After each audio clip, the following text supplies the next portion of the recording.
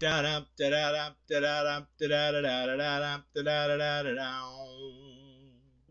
does that even mean, Bowers Game Corner?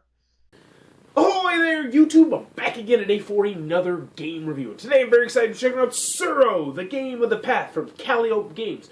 This is for ages 8+. It's for 2 to 8 players. It'll take you about 15 to 20 minutes to play. And in Tsuro, you're going to be taking control of a dragon. Or something. I think you're a dragon. You're trying not to get off the board. Or run into other dragons. Or something like that. I don't know. It's kind of an abstract game. You're laying down tiles and moving your dragon around the board. What am I talking about? Let's open it up and see how it works. Alright, we're going to be taking a look at Tsuro, the game of the path. And first and foremost, we have our handy-dandy rule booklet. It's kind of weird. It's one really long page, and then on the back it's a poster, maybe? I don't know what it is. But yeah, it's a very simple rule booklet. It'll have you up and running in no time at all. I will say the part about dragon tiles is a little bit more confusing than it really needs to be. I think if it was just worded a little bit differently, it would be more simple. But it's still not a hard concept at all. Also, they decided to include this thing. It's tissue paper.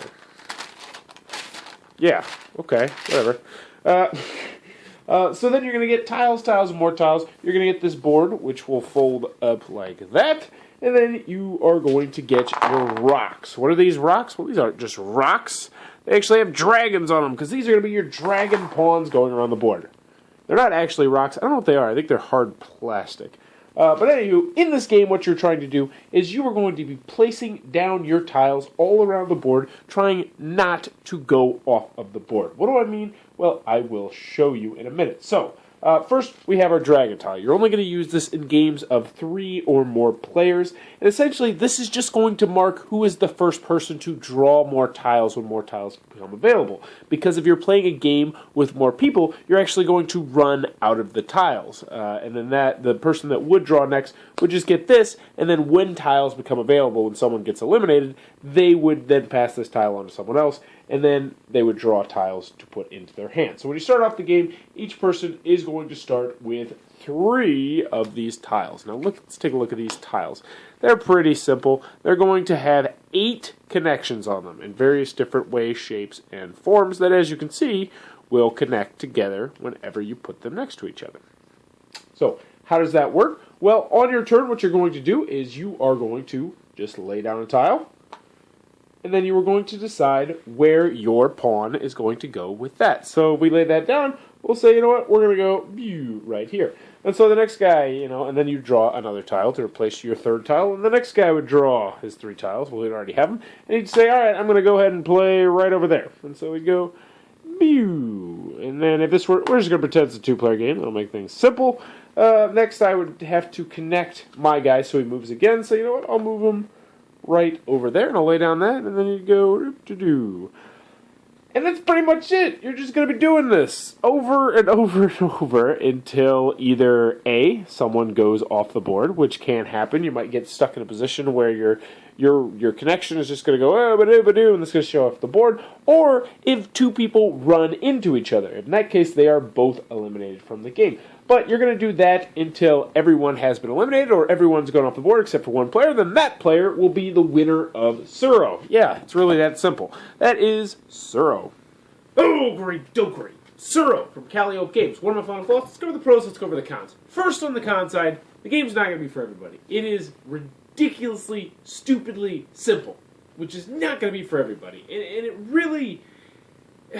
really has a lot of luck elements to it, where you're really going to be at the luck of what you draw and when you draw it, and that, that's going to bug a lot of people.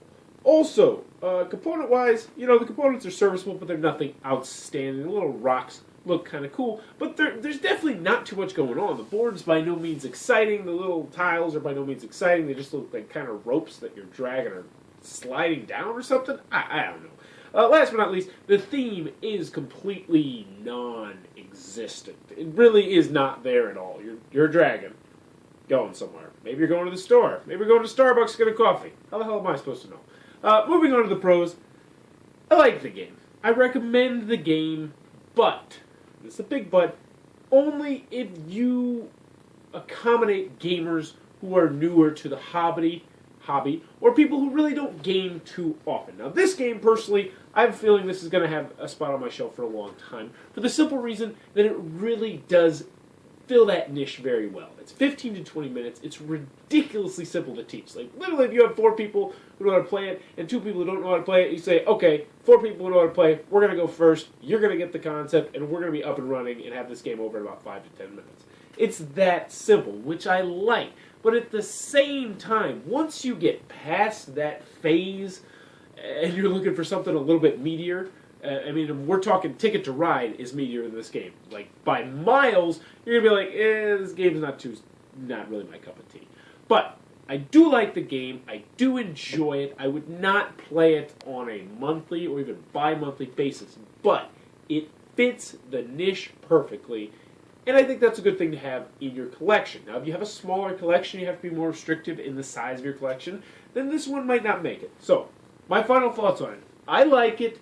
It's enjoyable, but if you are into meatier, heavier, more strategic games, if you're past the point of these little gateway, tiddlywink games, this one might not be for you. But if you're not, if you're into family games, or if you have a new gamer, like a 4 or 5-year-old, I think this one definitely can fit the bill, and it can be a lot of fun in the right situation. So that is Tsuro from Calio. So, let me know in the comments below, do you like Tsuro? Have you outgrown Tsuro? And, if you do have it, were you impacted by the Will Wheaton tabletop episode? Ha ha ha. Because I remember reading that this actually had, like, big sales right after that. So, did the Wheaton effect get you? Let me know in the comments below. And as always, if you enjoyed this content, please be sure to click on the subscribe button. And as always, thanks for your time, YouTube. That was the review for Tsuro, the game of the path. For more reviews and previews, check back at Bowers Game Corner. Bye!